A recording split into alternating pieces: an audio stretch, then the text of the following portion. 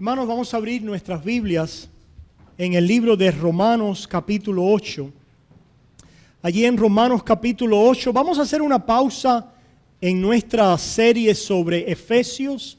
Estamos a punto ahora de entrar en otra sección en el libro de Efesios, muy importante, lo vamos a hacer en unos cuantos domingos, pero pensamos que sería bueno poder reflexionar un poco en lo que hemos aprendido en esta semana y quizás profundizar un poco más en lo que hablamos y en las implicaciones, lo que ha significado las 5 verdades que hemos estudiado a lo largo de esta semana pasada. Y para eso vamos a utilizar este pasaje en Romanos capítulo 8. Es un mensaje que habíamos comenzado hace unos cuantos meses, pero no desarrollé completamente y vamos a tratar de hacerlo en los próximos domingos. Romanos capítulo 8. En esta mañana vamos a leer versículos 1 al 17. Pero por un momento antes de leer, ustedes recordarán, aquellos que han participado en esta semana de escuela bíblica de vacaciones, y a propósito, fue una semana muy especial y peculiar, porque no solamente fue escuela bíblica para niños. Ustedes saben que habíamos anunciado que era una semana de escuela bíblica para también adultos. Y extrañamos a muchos de ustedes, pero bueno, se lo perdieron, hermanos. Pero aquellos que llegamos nos dimos un banquete durante la semana con diferentes presentadores, pastores, maestros que nos enseñaron, nos recordaron 5 verdades que fueron los lemas de los reformadores, de aquellos que en un momento determinado en la historia dijeron: hemos olvidado el evangelio, la iglesia está en tinieblas, la iglesia ha perdido su camino y el pueblo de Dios perece. Y tiene que haber un rescate de la forma antigua. Reformar es volver a la forma. ¿Cuántos hemos estado fuera de forma? En inglés se dice así literalmente, out of shape, fuera de forma. Y de pronto vemos algunas personas que dicen: voy a ejercitarme para ponerme en forma. Pues esta iglesia es una iglesia que quiere ejercitarse, que quiere ponerse en forma. ¿Qué quiere decir eso ahora más teológica e históricamente hablando? Que quiere reformarse, que quiere volver una y otra vez a la forma de las verdades, de lo que es enseñado en las Sagradas Escrituras. Y por eso es que ahí comenzamos la semana con uno de los lemas de la Reforma, que fue sola Escritura. Sola Escritura. ¿Qué quiere decir eso? Que es la Escritura la que es suficiente para revelarnos a Dios, y que Dios solamente a través de las Escrituras es suficiente para reconciliarnos con Él y hacer toda buena obra que Él tiene preparado para su pueblo. Las Escrituras son suficientes.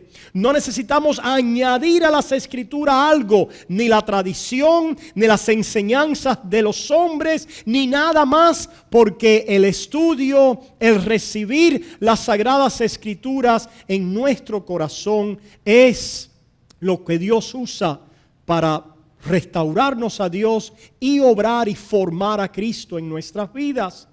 ¿Qué es lo que quiere hacer Dios a través de las Escrituras? ¿Darnos un mero ejercicio intelectual? No. ¿Formar simplemente una cátedra de académicos teológicamente hablando? No.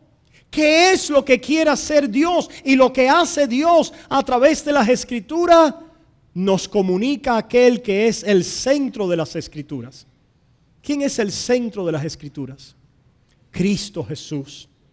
Por lo tanto, los reformadores dijeron: solo la Escritura, no hay que añadir más nada. Y después dijeron: porque ella es suficiente para darnos lo único que necesitamos, lo suficiente para la vida de un pecador, lo que puede traer bendición, verdadera bendición a la vida de un pecador. ¿Y quién es ese? Cristo. que las Escrituras nos revelan a Cristo. Por lo tanto, el segundo lema era en latín solus Christus, sola Scriptura, solus Christus, o solo Cristo. Cristo es suficiente para el pecador. Cristo es suficiente para salvar al hombre. La obra de Cristo a favor de pecadores es todo lo que necesita el pecador para ser reconciliado con Dios y para que se le abra las puertas del cielo y para tener acceso al Dios de la vida.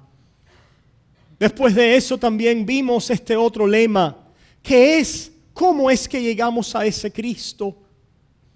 Y es, dijeron los reformadores, a través de la fe. Solo la fe. Es aquella frase de sola fide en el latín. Sola fe. ¿Cómo es que Dios ahora viene y te comunica a Cristo a través de las Escrituras? Imparte fe a tu alma.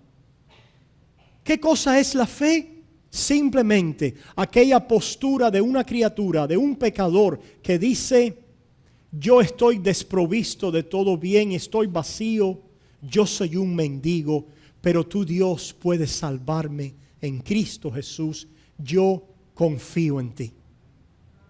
Yo pongo mi confianza en ti. Yo te ruego, oh Dios, que me salves y que me perdones. Eso es la fe, la confianza, el depositar como un niño la confianza en Dios y creer que Él es suficiente para a través de la fe darme todo el bienestar y unirme a Cristo, que es la bendición del hombre.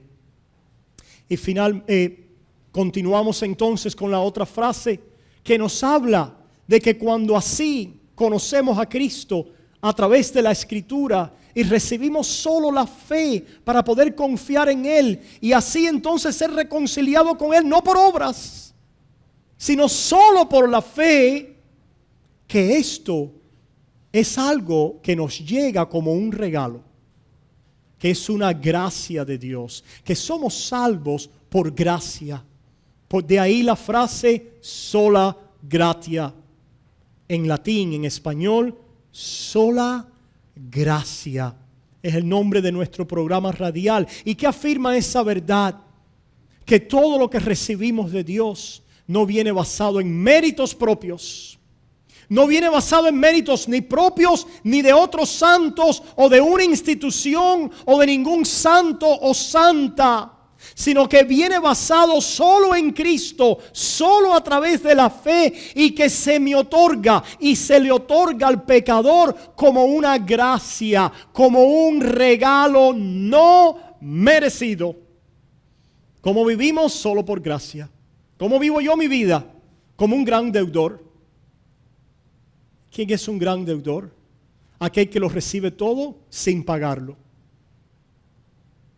Hay personas que, ¿verdad? Nosotros en la vida cotidiana decimos, no, déjame pagar porque me da pena, ¿verdad? Déjame, por favor.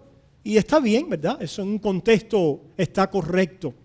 Pero cuando se trata de Dios, no tenemos nada para pagar.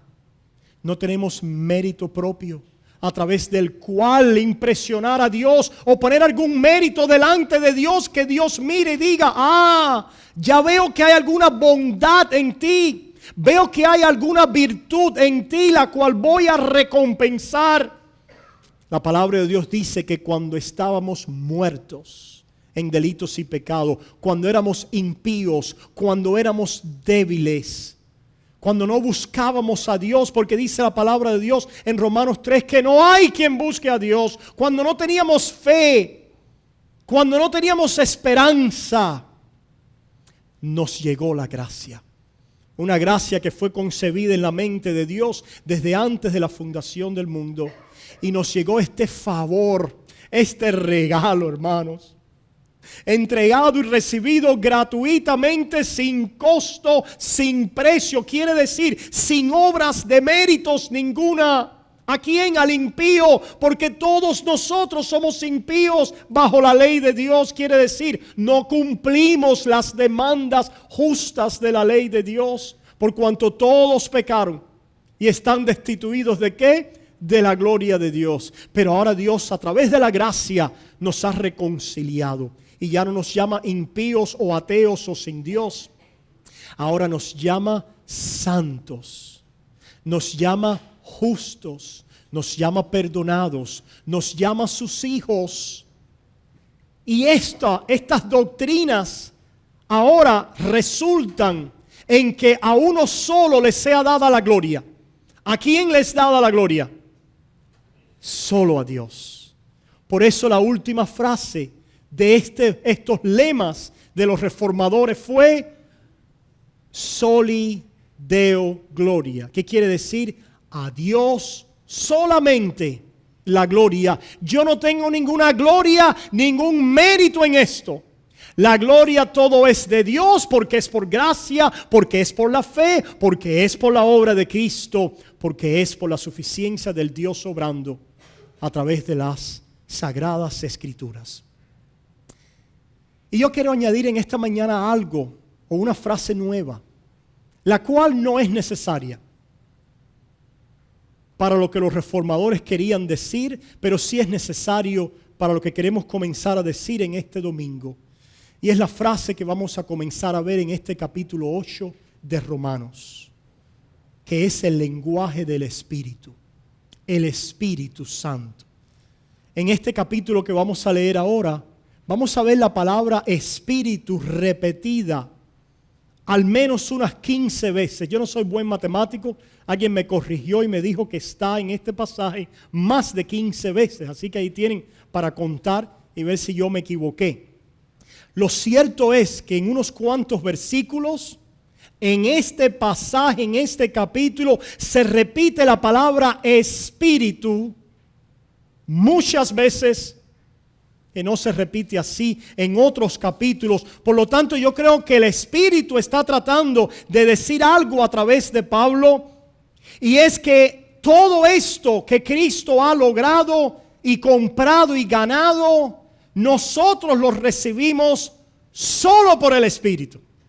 Y de ahí entonces yo quiero hablar de la frase solus spiritus, solus spiritus, solo por el Espíritu. No es por mis esfuerzos, ni por mi fuerza, ni por lo que yo pueda lograr, ni por lo que yo me esfuerce. Es todo por el Espíritu de Dios en mi vida. Y toda bendición y toda obra que ahora como creyentes recibimos es por la obra del Espíritu en mi vida, y que esa obra del Espíritu no está desconectada de la obra de Cristo.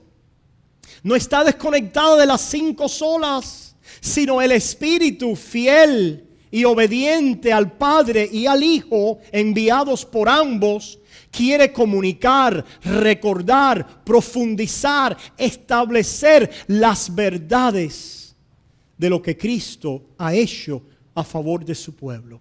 Leamos entonces, hermanos, en Romanos 8. Vamos a leer el pasaje completo, largo hoy, y después poco a poco en los próximos domingos lo vamos a ir desmenuzando. Comenzando en el versículo 1.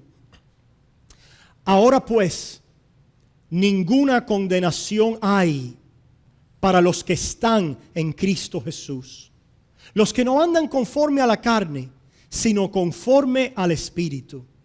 Porque la ley del Espíritu de vida en Cristo Jesús me ha librado de la ley del pecado y de la muerte.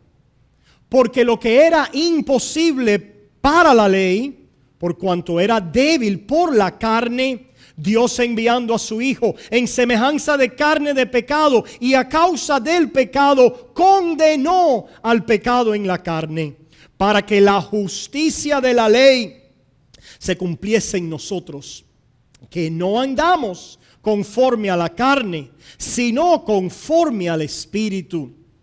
Porque los que son de la carne piensan en las cosas de la carne, pero los que son del Espíritu en las cosas del Espíritu.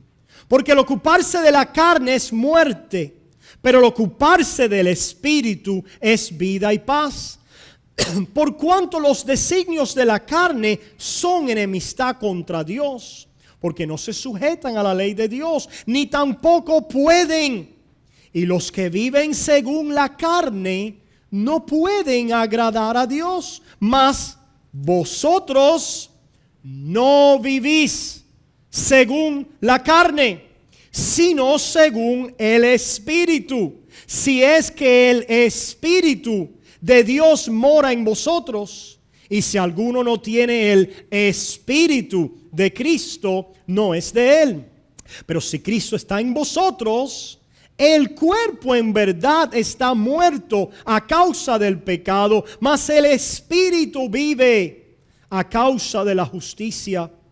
Y si el Espíritu de aquel que levantó de los muertos a Jesús mora en vosotros, el que levantó de los muertos a Cristo Jesús vivificará también vuestros cuerpos mortales por su Espíritu que mora en vosotros. Así que, hermanos, deudores somos, no a la carne, para que vivamos conforme a la carne. Porque si vivís conforme a la carne, moriréis. Mas si por el Espíritu hacéis morir las obras de la carne, viviréis. Porque todos los que son guiados por el Espíritu de Dios, estos son hijos de Dios. Pues no habéis recibido el espíritu de esclavitud para estar otra vez en temor, sino que habéis recibido el espíritu de adopción, por el cual clamamos, Abba, Padre. El Espíritu mismo da testimonio a nuestro espíritu de que somos hijos de Dios. Y si hijos, también herederos, herederos de Dios y coherederos con Cristo, si es que padecemos juntamente con Él, para que juntamente con Él seamos glorificados. Amén. Vamos a orar. Oh Padre Santo, gracias por inspirar y darnos esta palabra. Estamos en presencia hoy de un gran pasaje, Señor. Pasaje profundo, pasaje rico en verdades. Pasaje que en su centro es simple, pero como hemos aprendido, como toda verdad de Dios, es profundo. Señor, reconozco hoy mi insuficiencia para poder presentarlo y pido la ayuda de tu Espíritu, Señor, para que tu verdad pueda venir con claridad, con exactitud de acuerdo a tu palabra y que tú la prosperes en nuestros corazones. Señor, también perdona mis pecados y mis faltas y las faltas de tu pueblo, porque te lo rogamos en el nombre de Jesús. Amén y amén. Hermanos, la realidad con todas estas verdades que hemos aprendido es que hemos sido redimidos por Dios, que hemos sido comprados para Él, que hemos sido liberados de nuestros enemigos, que tenemos una salvación grande. Y lo que queremos decir en esta mañana, que la obra de salvación en Cristo Jesús ha resultado para nosotros en ninguna condenación. Hemos ahora recibido un testimonio y una palabra, y el resultado de la obra de Cristo Jesús a favor de su pueblo es lo que dice Romanos 8:1. Ahora pues ninguna condenación hay para los que están en Cristo Jesús. Ninguna condenación hay. Y yo creo, hermanos, que este lenguaje, este entendimiento de ninguna condenación es lo que el Espíritu ha recibido de Cristo y ahora comunica a nuestros corazones. El Espíritu tiene una comunicación a la vida de un hijo, a la vida de un creyente. Una comunicación que es una convicción que se arraiga, que se profundiza y que se convierte en el grito de batalla del creyente. Ustedes se han fijado que los hombres cuando van a la batalla, a la guerra, siempre tienden a tener un grito ¿de qué? De batalla. Usualmente ustedes pueden ver a los generales o a los capitanes, ¿verdad? Cuando están delante de sus tropas, delante de un batallón, usualmente, históricamente, antes de ir a la guerra, vienen y dan un ¿qué? un speech, ¿verdad? Dan un discurso, dan una arenga a las tropas. Lo que quieren es que la moral de las tropas se levante. Lo que quieren es que el pueblo se sienta aguerrido, confiado para salir a la batalla. Y yo les quiero decir, hermanos, que esta declaración de no condenación en Cristo Jesús es la arenga, el discurso, la comunicación del Espíritu Santo a la vida de su pueblo para salir a la batalla. Lo cual implica que hay una batalla. Lo cual implica que hay una lucha. Lo cual implica que tenemos que salir a ella y vivir en ella. Hay una batalla, hay una lucha. Tenemos que salir a esa lucha. Pero lo cual implica también que el grito de batalla que nos impulsa a salir a la lucha no es un grito usualmente como en las batallas humanas que tienen el resultado de la batalla en veremos. Todos, ningún general, ningún capitán sale a la batalla, ¿verdad? Y le dice, ya esto está vencido. Ninguno, excepto uno. Y excepto un pueblo y un ejército.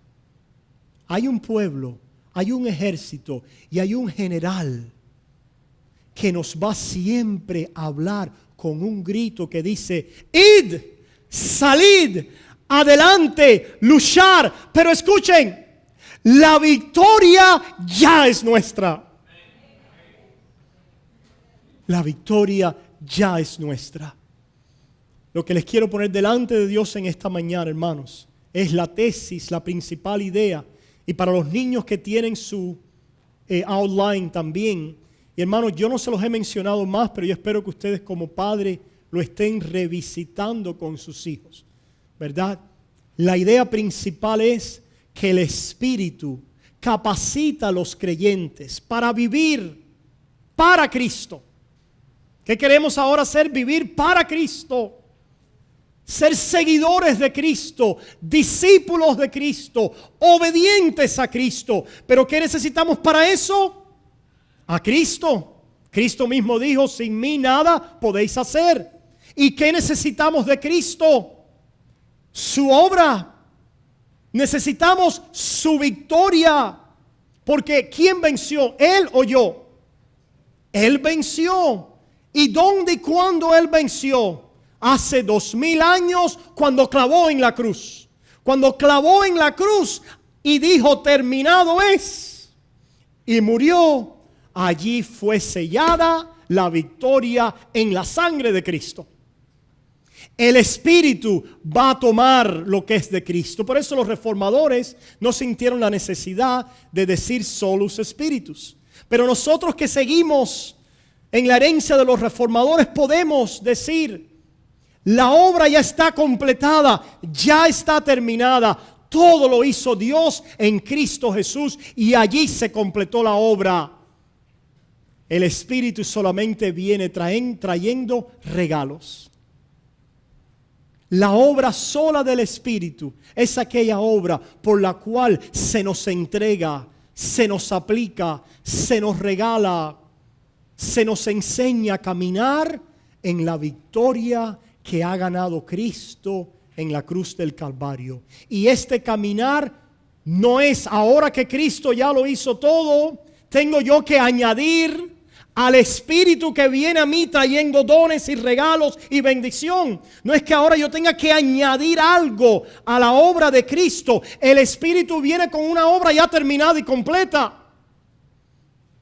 El Espíritu viene a la vida de su pueblo y a la vida de los pecadores a derramar, a dar, a regalar una obra terminada y completa, y de ella procede todo lo que el Espíritu va a hacer. El Espíritu no va a trabajar con una obra a medias. Dios no hizo una obra en Cristo y ahora viene por el Espíritu a tratar de que tú la termines. No, porque Dios sabe nuestra debilidad y que nosotros ni la podíamos empezar ni la podíamos terminar. Alguien ha utilizado la ilustración de alguien, un piloto que te lleve a su avión y te dice, vamos a dar un vuelo. y te sientas al lado del piloto y el piloto diestro con su habilidad para volar, el conocimiento de aeronáutica, despega, vuela el avión y ahí tú estás disfrutando lo que el piloto ha hecho por ti. Y de pronto el piloto dice, bueno, ahora yo me tiro en paracaídas, tú vuela el avión. O yo ahora yo voy a tener el timón, pero tú ahora estás en control del avión.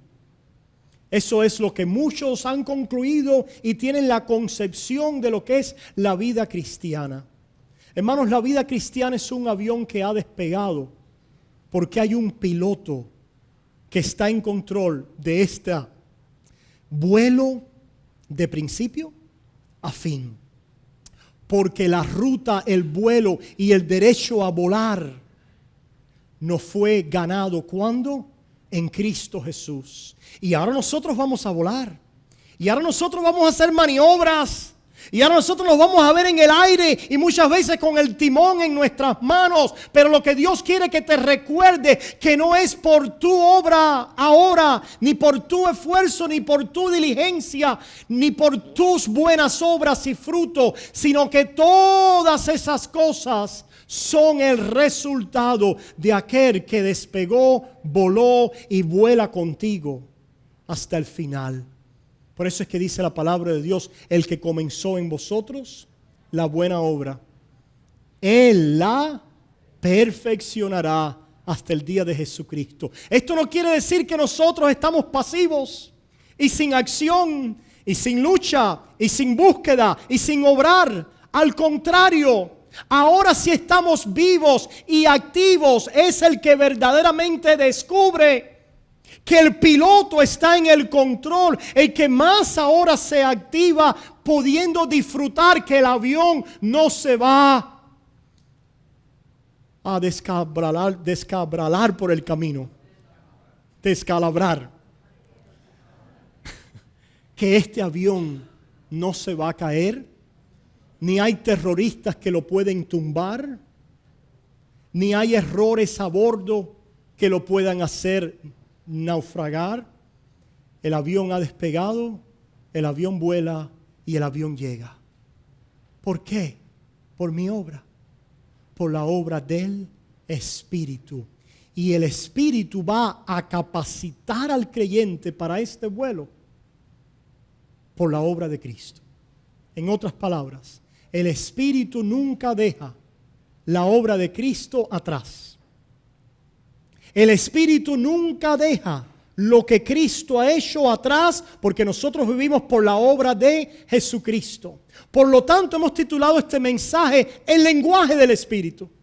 El Espíritu tiene un lenguaje. Cristo dijo, yo me voy, pero yo no os voy a dejar huérfanos. Yo os voy a enviar al Consolador, al Espíritu, al Paracleto, al que va a estar hablando a vuestro lado. Literalmente el Consolador quiere decir el exhortador. Paraleleo, el que habla al lado. Qué interesante, también vemos que las personas cuando están enfrascadas en una actividad estrenua necesitan a alguien que les venga y les diga, adelante, dale, levántate, llega al final, adelante, esfuerzo. Necesitamos esas cosas y oímos todos los mandatos de Dios a esforzarnos, a ser diligentes, a ser valientes. La pregunta es, ¿cuál es el lenguaje específico de solo Espíritu? ¿Cuál es el tema y el lenguaje que nos hace esforzarnos, que nos da fuerza en la batalla, que nos levanta una y otra vez, que nos da la motivación para asegurarnos que esta batalla ha sido vencida, esta guerra? El lenguaje de no hay ninguna condenación. Romanos capítulo 8, versículo 1. Quiero que le presten la atención a ninguna condenación. La palabra para condenación en el griego es katákrima. Está compuesta de dos palabras. Una es kata y la otra krima. Krima es una palabra en el griego que se utiliza para el veredicto final de un asunto. Escuchen, es importante. crima es una palabra en el griego que se utiliza para el veredicto final, la sentencia final, el descubrimiento final de un asunto que ha tenido un proceso de investigación. ¿Por qué les digo esto? Porque hay dos palabras en el griego para lo que es un juicio o el juzgar. Esta palabra crima tiene que ver con juicio. Hay dos palabras. Una palabra en el griego, crisis. ¿Cuántos han dicho, estoy en medio de una? ¿Se dan cuenta cómo hay palabras en el griego que nos llegan a nosotros? Crisis es la palabra griega para el proceso. Un proceso donde queremos discernir, descubrir algo. Un proceso investigativo en una prueba donde hay que definir, donde hay que decidir, donde hay que discernir, separar entre el bien y el mal, entre la verdad y el error, para entonces poder llegar a veredicto final y pasar el juicio final, la sentencia final. Sería algo así como, ¿cuántos de ustedes ven, verdad? CSI, bueno, no sé si habrá algo así en español.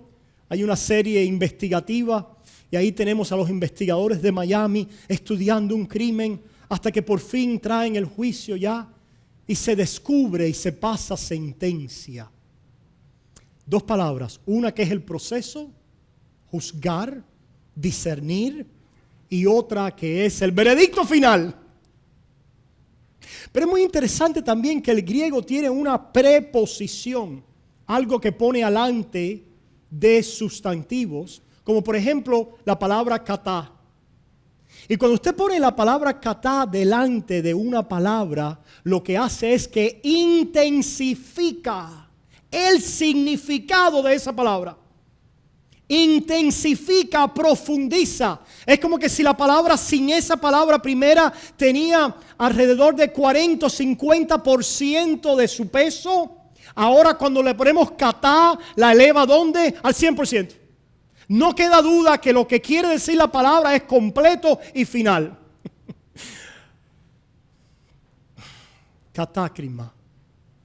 No hay ahora ninguna veredicto final. Todo lo que hemos dicho respecto a la salvación del hombre es lo que está diciendo Pablo, el Espíritu a través de él.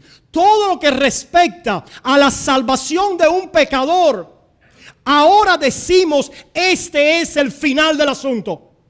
Este es el veredicto final. Este es el reportaje final en cuanto al tema de la salvación de un pecador. No hay más proceso de investigación, no hay que discernir más nada, no hay que esperar nada más. Este es el veredicto y la sentencia final.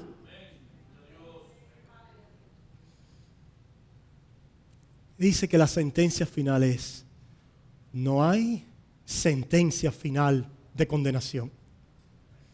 No hay juicio final. Ya hemos sido juzgados. Pastor, pero va a haber un juicio final. Gracias por estar pensando, qué bueno. Pastor, pero va a haber un juicio al final del tiempo. Es muy interesante que hay otra palabrita en este versículo. Y es la palabrita ahora. Ay, hermanos, si ustedes se pusieran a estudiar la Biblia, pudieran danzar con ella también. Pudieran danzar con dos palabras. Pudieran danzar y darle gracias a Dios con dos conceptos que son buenas noticias. Dice, ahora no juicio final. Gloria a Dios. Dios ha cogido el veredicto final escatológico, donde un día va a juzgar a impíos y a justos, y ha cogido ese veredicto final y por su espíritu ahora a través del nuevo nacimiento por la fe lo declara en el corazón del hombre. Declara el final ahora en lo presente. Declara en lo presente aquello que va a ser después anunciado delante de todo ojo y de toda nación, que para el pueblo de Dios no hay condenación. Por eso es que los profetas anunciaban esta gracia. Por eso es, por ejemplo, allá en Isaías 54, creo que es, donde dice, hablando de la iglesia, nadie se levantará contra ti en el juicio. Toda lengua que te condene será callada. No serán encontrados los que te condenan. Y por eso es que en Romanos 8 después sigue diciendo, ¿quién acusará a los escogidos de Dios? ¿Quién es el que se va a atrever a reabrir el caso? Después que Dios ha dado el veredicto final y ha utilizado la palabra correcta para hacerlo y le ha puesto un intensificador delante. ¿Quién va a abrir este caso? Tenemos inspectores que quieren abrir casos. Y la Biblia les llama acusadores. El acusador de los hermanos. Y esos inspectores saben que si ellos pueden acusarnos y quitar los ojos del veredicto final en Cristo Jesús, nuestras vidas tiemblan y somos paralizados y perdemos el coraje y la fuerza y la entereza en la batalla. Ellos lo saben. Y por eso es que ellos saben que no pueden parar el avance del evangelio. Ya ellos perdieron. ¿Sabes que Satanás sabe más que muchos creyentes? ¿Qué tienes contra mí, hijo de David? Has venido a atormentarnos antes de tiempo. ¿Recuerdan aquellos demonios que clamaron así? ¿Qué es lo que les atormenta a ellos? Que perdieron. Y han perdido por la victoria del caudillo. Han perdido a través de la muerte de Jesús, que en esa muerte ha rescatado a un pueblo de maldición y de temor y les ha entregado dones y bendición y herencia eterna en Cristo Jesús. ¿Y cuál es la obra del Espíritu ahora? De ese que se para al lado. ¿Cómo se llama ese que trabaja con los que hacen ejercicio? Chris Powell, ¿no? ¿Cuántos han visto Chris Powell? Dale, que tú puedes. Sigue, dale, ¿verdad? Ese es el Espíritu Santo. Ese teniente que está al lado de los cadetes, ese que está diciéndote dale. O quizás, escucha la historia, la obra del Espíritu Santo. ¿Cuántos hemos tenido exhortadores a nuestro lado? ¿Saben quién era un exhortador? Barnabás. Barnabas. ¿Qué quiere decir el nombre Bernabé? Consuelo, ¿verdad? Tiene que ver con el consuelo, con la exhortación. Y no en balde, cuando hubo problema entre Pablo y Juan Marcos, ¿verdad? Y Pablo dijo, no, este muchachito todavía está verde, no puedo utilizarlo. Se nos rajó. Y Pablo tenía que ir a alguien ya que estuviera listo. Ok, Pablo, está bien, vete a ir con otro. Y Bernabé tomó ¿a quién? A Juan Marco consigo. Y lo siguió alentando. Le siguió diciendo, hijo mío, el fracaso con Dios no es final. Los fallos como hijos de Dios no son determinativos de tu destino.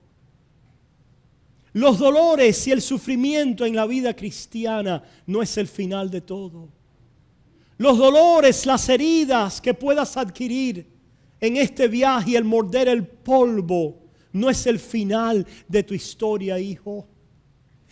Porque ya hemos vencido.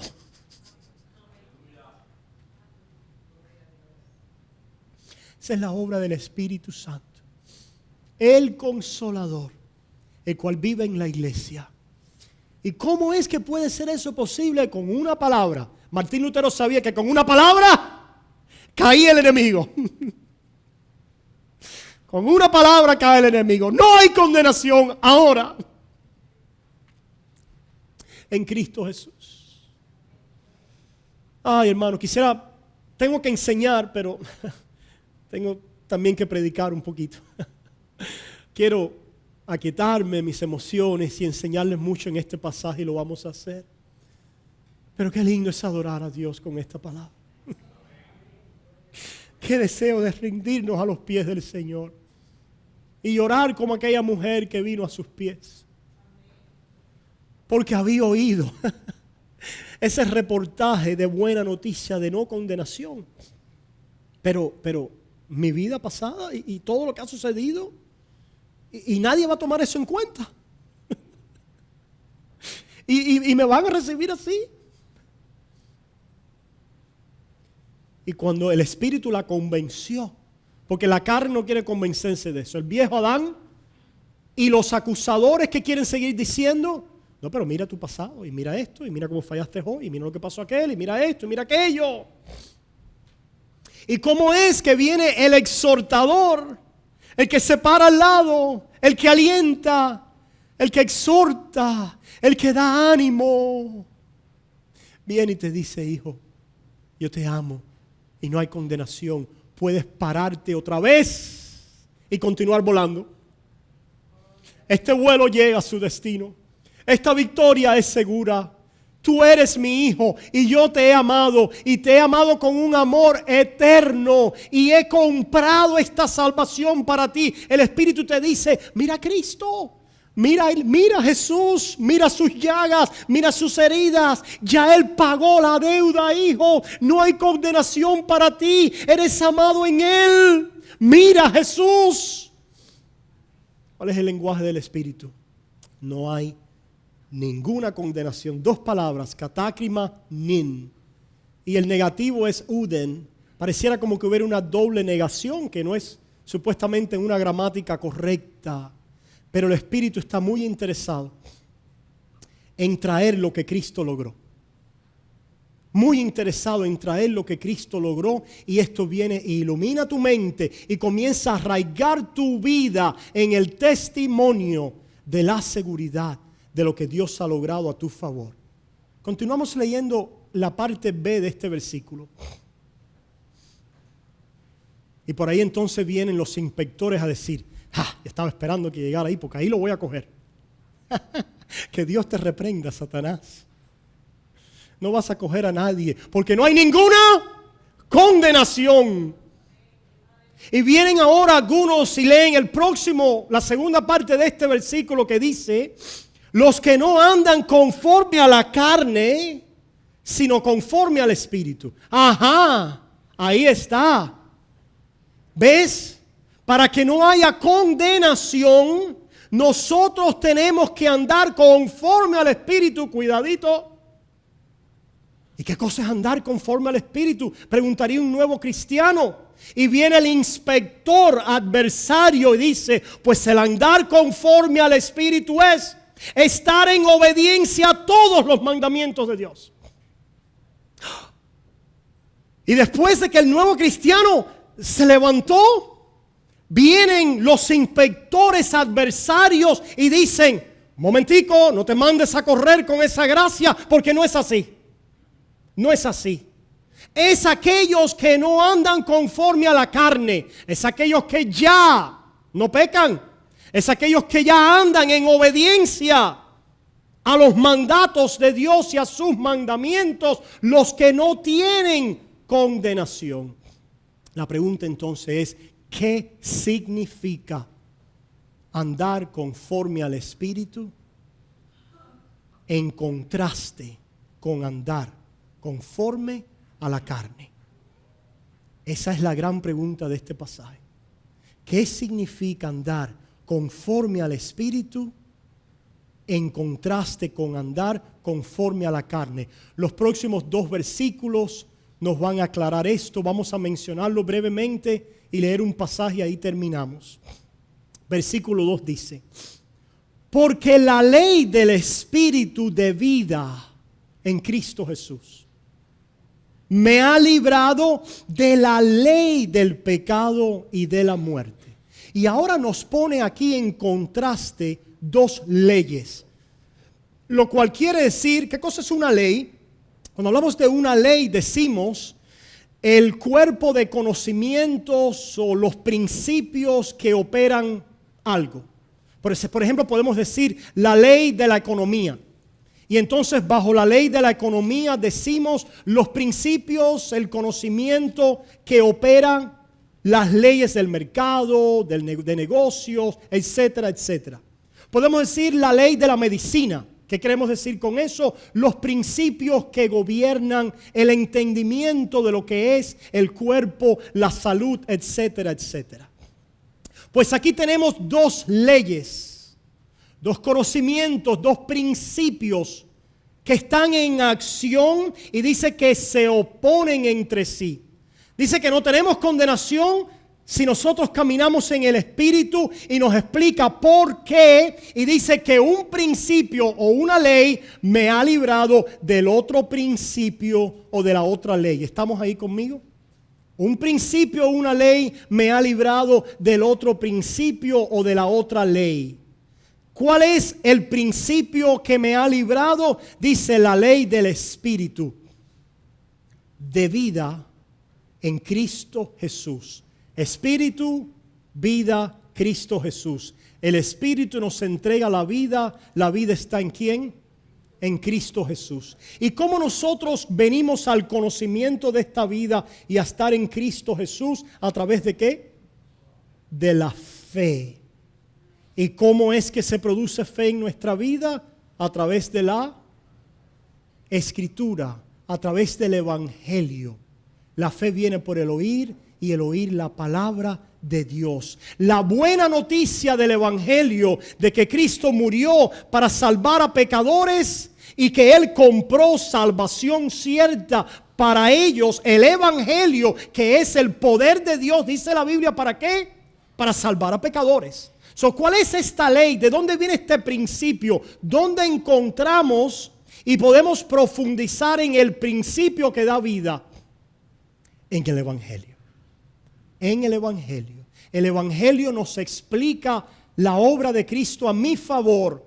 El Evangelio es el reporte de lo que Dios ha hecho para salvar a pecadores. Y ya hemos visto que el Espíritu lo que hace es que ¿qué? Que aplica ese principio a nuestras vidas a través de la fe. Y ahora dice que me ha librado del otro principio o de la otra ley. ¿Cuál es la otra ley? Nosotros podemos ahí poner la ley del Espíritu de vida en Cristo Jesús y poner y subrayar, hacer una flechita y poner ahí Evangelio. ¿Cuál es esta ley? ¿Cuál es este principio? El Evangelio.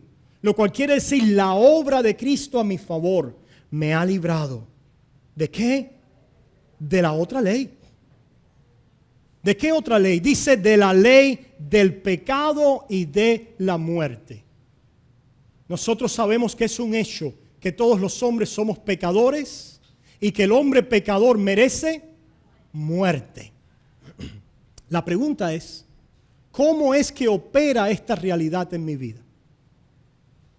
¿Cómo opera la muerte? ¿Cómo es que yo vengo a tener que rendir cuenta por mi pecado y a recibir condenación y sentencia de muerte bajo mi pecado? ¿Cómo es posible eso? ¿Bajo qué principio? Veamos ahora un momentico en Romanos capítulo 7. Romanos capítulo 7. Romanos capítulo 7, versículo 5.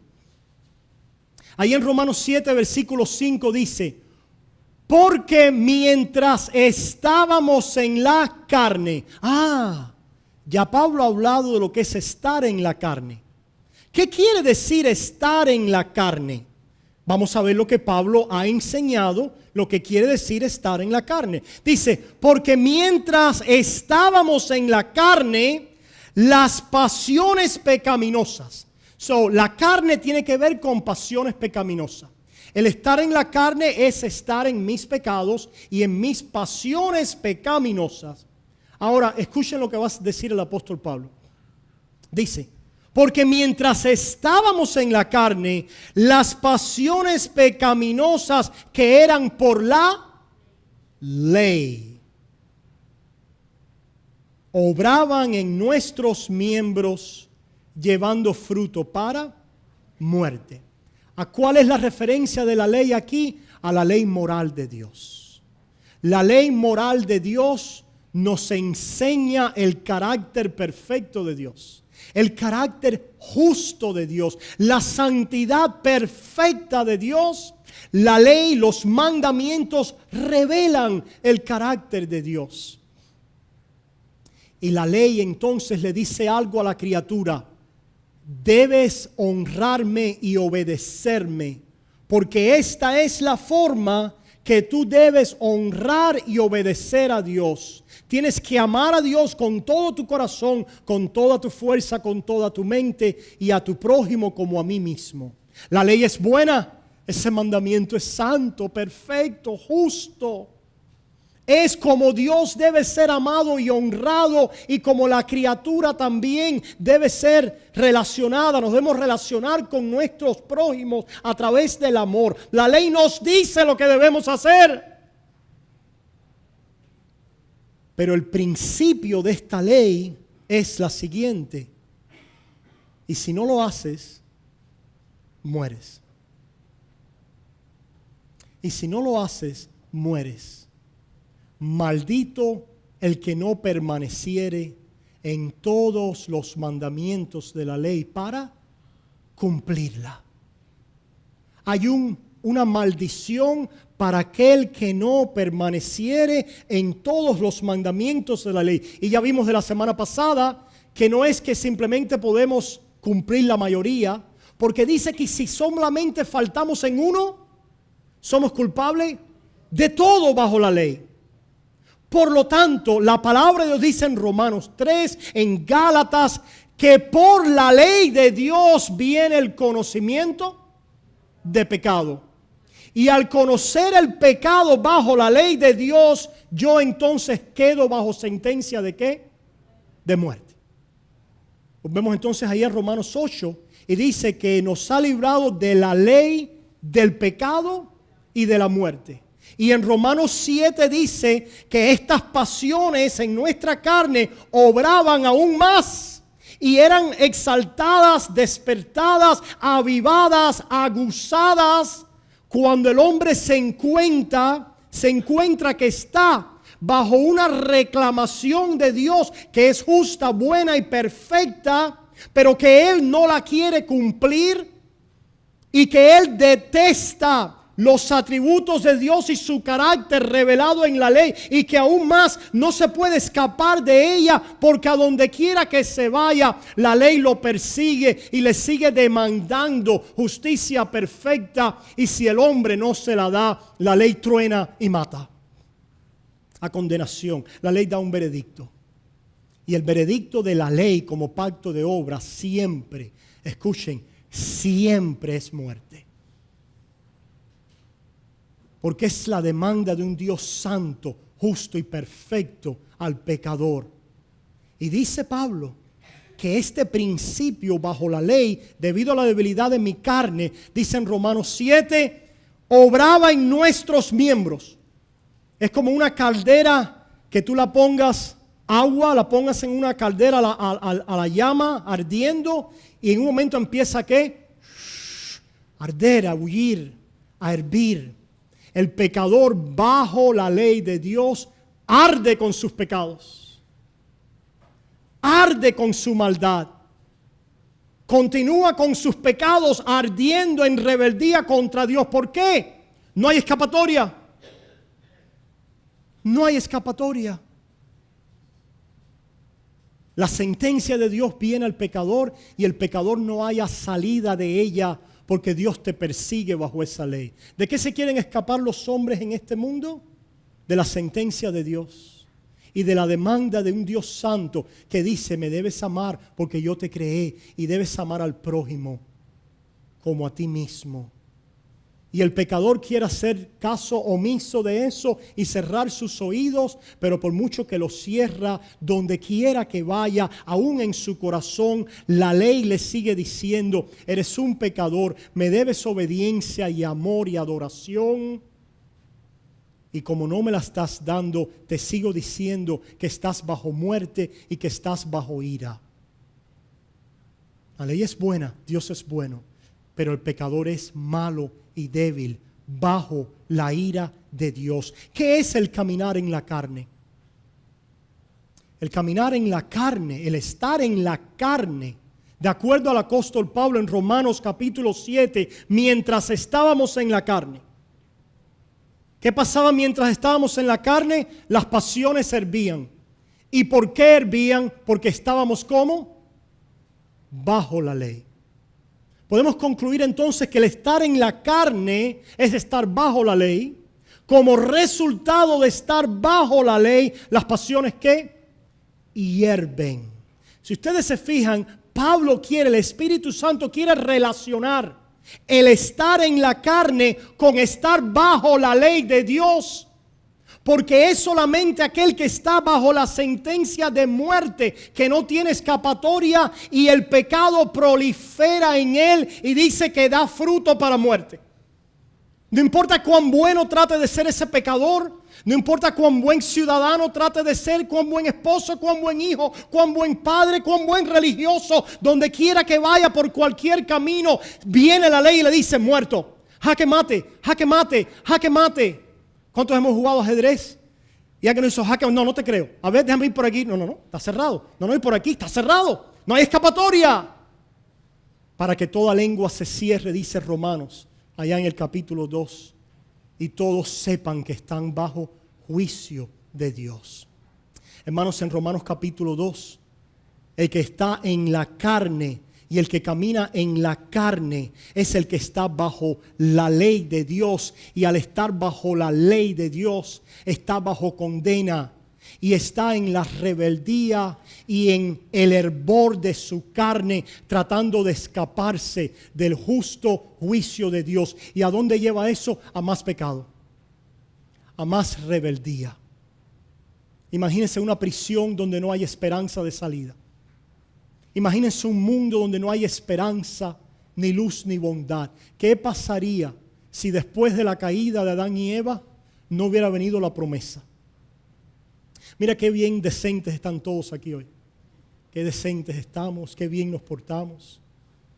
Vivimos en un mundo de leyes, donde hay cierta semblanza de orden y de seguridad. Alguien tiene que escribir una película y un guión en un mundo donde no llegó la promesa. La promesa de vida, la salida a la esperanza. ¿Qué pasaría en un mundo así? ¿Qué pasa en un hombre donde no hay esperanza? Escucha, un hombre sin esperanza y sin salida es peligroso. Es peligroso y dañino a sí mismo y a quienes y a los que le rodean. Un mundo sin esperanza y sin salida sería un mundo en caos y en anarquía, donde estuviéramos peleando, luchando en temor los unos por los otros, tratando de establecer nuestro propio reino y nuestro propio juicio. Y sabemos que el mundo, mientras más se ha alejado de alguna manera del conocimiento de Dios, más desciende en esa dirección. Pero a ese mundo le llegó la esperanza. A un mundo que estaba en la carne, vivían en la carne y caminaban en la carne porque estaban bajo la ley. Nunca se te olvide, cristiano y miembro, visitante, familia de la Iglesia Bautista de Tamiami. Nunca se te olvide que el estar en la carne es estar bajo ley.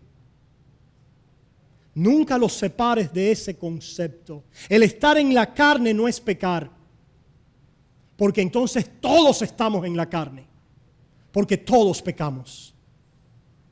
Todos pecamos. Por eso es que dice, si decimos que no tenemos pecado, los adversarios quieren hacer que este versículo diga, el que no peca es el que está en el Espíritu y es el que camina en el Espíritu. No, la palabra de Dios dice que el que dice que no tiene pecado hace a Dios mentiroso. ¿Y sabe lo que ha hecho? Se ha puesto bajo ley otra vez. Y eventualmente hierve bajo esa caldera de la ley y del reclamo de Dios tus pecados y tus rebeliones. Pero mira lo que hizo el Señor y con esto terminamos. Versículo 6. Pero ahora, ahora otra vez. La palabra ahora, no después, no al final, no cuando pases el purgatorio. No vamos a ver si al final te declaro y espero. Hermano, nosotros no tenemos ningún problema con las personas católicas. Son pecadores igual que nosotros.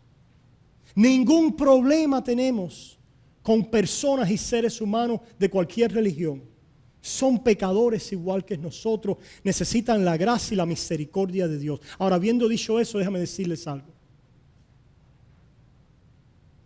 Nosotros sí tenemos un gran problema, especialmente el pueblo hispano, con un adversario que está decimando las vidas de la comunidad hispana y se llama catolicismo romano. Es un sistema demoníaco, es un sistema anticristo. ¿Por qué? Por la sencilla razón, no las personas. Las personas igual que usted necesitan misericordia y perdón. Porque nuestra lucha no es contra quién, contra el Papa. No es contra un obispo de la Iglesia Católica.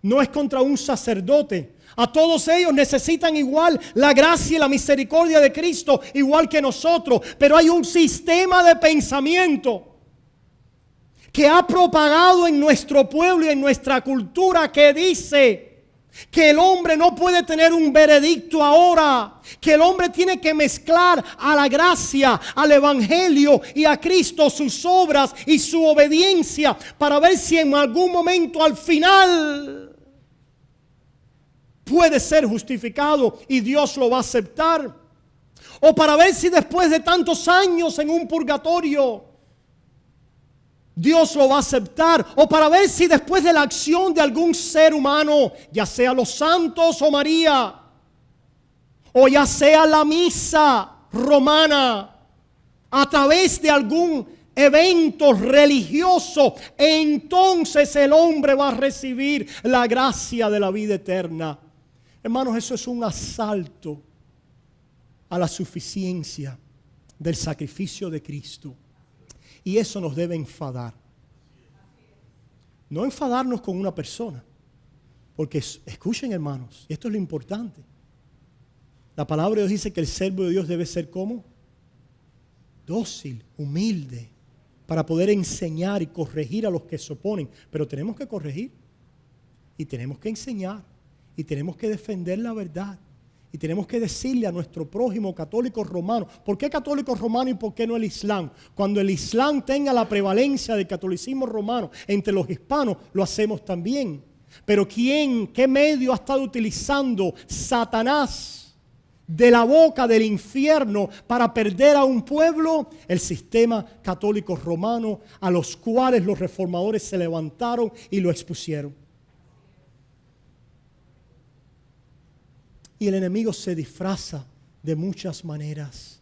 Pero hermanos, dice esta palabra que ahora, una sola palabra tiene que callar a todos los teólogos de la iglesia romana y a los adversarios satánicos que inspiran esos espíritus humanos para que estos humanos puedan venir a ser salvos. ¿Qué los tiene que callar? Ahora. Solo ahora. Ahora ninguna. Ahora ninguna. Ese es el lema. Ahora ninguna condenación. ¿Por qué? Por la obra de Cristo a nuestro favor. ¿Qué es lo que hizo? Finalmente dice el 6, pero ahora estamos libres de la ley. Subráyalo. Llévalo para la casa, porque ese es el lenguaje del Espíritu. Libre de la ley. Libre de la ley como un pacto de obras para justificarnos. Libre de la ley como la forma en que el hombre tiene que obrar y obedecer para ser aceptado a Dios. Nunca puede, por su debilidad, por la naturaleza pecaminosa que mora en él, está atrapado. Pero y la ley le sigue diciendo, tienes que obedecerme. Pero mira lo que dice el versículo 4. Ahora también vosotros, hermanos míos, habéis muerto a la ley mediante el cuerpo de Cristo. Cristo vivió bajo la ley. La ley le demandó y Cristo cumplió. La ley le decía que tenía que morir y Cristo murió. Y ahora a través de la fe en Él, ya nosotros morimos para las demandas de obediencia delante de Dios o de muerte al no dar obediencia. La ley como pacto de obras es la frase o el término utilizado. Ya no estamos así bajo ella. Ya no estamos atrapados bajo la justa condena de Dios. Se ha dado la salida. Dice la palabra, no me creas a mí, créela la palabra de Dios. Así también vosotros, hermanos míos, habéis muerto a la ley mediante el cuerpo de Cristo. Escucha, muerto a la ley, muerto a la ley, muerto a la ley. Díselo al enemigo. Yo estoy muerto a la ley. La ley no me condena. Pero mira este pecado. Pero mira aquel pecado. Y los adversarios quieren seguir buscando un pecado. El pecado. ¿Cuál es el pecado que nos va a separar de Cristo? Que va a revertir esa condena para volver a venir al proceso investigativo. Este pecado, aquel pecado, aquel pecado. Hermano, tumba al enemigo diciéndole: ahora no hay ninguna condenación porque he muerto a la ley. Dice, muerto a la ley para que seáis de otro. Porque lo interesante es que esta gracia que te dice ya no estás bajo obligación de obedecer para ser salvo. Pastor, eso es muy peligroso, sí, muy peligroso. Porque hace que un pueblo vaya a la batalla. El que verdaderamente recibe la gracia de Dios. Pasa esto, mira. Para que seáis de otro, del que resucitó de los muertos, a fin de que llevemos frutos para Dios. Ahora que se me ha abierto la esperanza, yo sigo siendo un pecador. Yo sigo tropezando todos los días en diferentes formas y maneras. Pero por la gracia de Dios, comienza a ver ¿qué? Frutos en mi vida. Porque ya no estoy como atrapado. Si yo no estoy, hermano, si eso tiene implicaciones tan grandes que podemos sentarnos a discutir. Por ejemplo, tan sencillo como esto. Si ya yo no estoy atrapado en proteger mi orgullo, el que me ha ofendido lo puedo perdonar. El que está atrapado porque ha sido ofendido en su orgullo y no hay salida, yo te mato. Yo te mato. Y lo has matado. Y lo has matado en tu corazón. Lo has matado. La razón por la que lo has sacado el puñal lo has hecho porque entonces son 30 años en prisión o cadena perpetua. Pero si no hubiera ley y no hubiera nada, ¿qué haríamos? Ya los muertos aquí estarían, que harían olas. Los muertos. Pero si hay esperanza, si hay perdón para mi vida, si me ha alcanzado el perdón y el amor de Dios y yo le pertenezco a Él y ahora tengo un futuro eterno con Él y ya no hay condenación, yo voy a seguir con esta carne que sigue queriendo controlar, pero el Espíritu va a decir: hey, come on, ya ese no es quien tú eres. Tú estás muerto para esa vida. Ya en ti no reina el pecado, tú no estás condenado. ¿Para qué tienes que protegerte? Si yo soy tu padre, yo te protejo, yo lucho tu batalla. Tú estás reinando conmigo y sentado en los lugares celestiales. No importa lo que digan de ti, si yo digo que tú eres la niña de mis ojos. No importa lo que quieran quitarte, si te quitan la vida, que es lo último, tú estás sentado conmigo y yo tengo herencia eterna conmigo. ¿Qué pueden hacer en contra tuya? Tú eres mío. Y seguimos. Y de pronto, al oír esa palabra, damos un fruto de amor. Y un fruto por aquí de bondad. Y un fruto por aquí de justicia. Y un fruto por aquí de templanza y de paciencia contra tales cosas. Porque es la ley del Espíritu de vida en Cristo Jesús. Hermanos, es así como el barco que avanza. Ustedes han visto que el barco avanza y detrás que vemos the wake, ¿cómo se dice en español? La sola, la estela. La estela. El barco avanza, pero la estela no es parte del barco. Hermanos, la estela no es parte de la fe. Las buenas obras es el resultado de la fe. Pero la fe, por la gracia en Cristo Jesús, avanza y camina. Y lo que va empezando a dejar atrás es una estela de frutos que por la gracia de Dios y en su plan y su propósito pueden ir ahora en aumento a medida que sepamos y conozcamos esta gran libertad en Cristo Jesús que nos ha amado. Vamos a decirlo todos juntos.